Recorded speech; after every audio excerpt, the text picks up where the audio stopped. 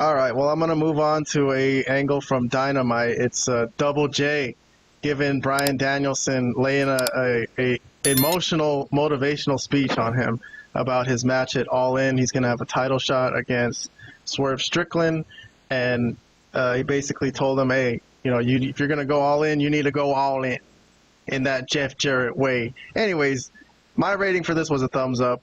Maybe a lot of reason of it is that I really love Jeff Jarrett, but I did think this was a good, serious segment. Yes. It was the first thing with Bryan Danielson, involved with Bryan Danielson for this title match that I thought was okay and good. So it wasn't, it didn't bring the world down. I thought it was good, but it wasn't great, but I gave it a thumbs up. You gave it a half a thumbs up, Orange Cassidy. You kind of liked it. So Robert's not here, the frozen Asian, but he gave it an indifferent. He didn't like it. He didn't hate it. But anyways, you have anything you would say about this or anything you want to say about Danielson? It's funny. I like the Jeff Jarrett part, but the guy that we're supposed to care about is Bryan Danielson in this whole thing. And he's so non-discreet in most of the stuff that he does. He's just like a regular guy. Doesn't have much of a personality. Look, I love him as a wrestler. Some would say he's probably one of the great wrestlers of all time. I think many people would say that, especially about his in-ring ability we're talking about. But as a character, his personality, he's just so bland and non-discreet. He's just like talking to Renee, and they're just talking like they would, like you talk to somebody that you're sitting at a park bench to, not a wrestling promo, I think that was what my issue with this whole thing. But when Jeff Jarrett came in, he's like, dude, are you going to take this whole thing serious or what? You have a title match.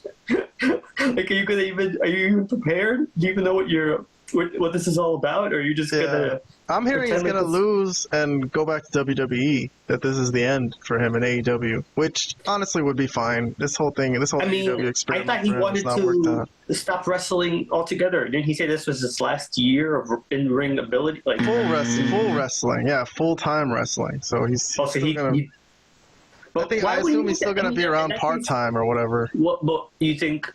Wouldn't Tony Khan just pay him more because they need him more? I mean, you would think, Yeah, why would he want to stay there? This whole thing has been a disaster. Doesn't he also have outside responsibilities? Like he's kind of part of the creative team as well. So he's not going to get that in WWE. So I think he will stay. I don't know what's going to happen, but I'm just hearing rumors that they're talking because his contract's coming up. So.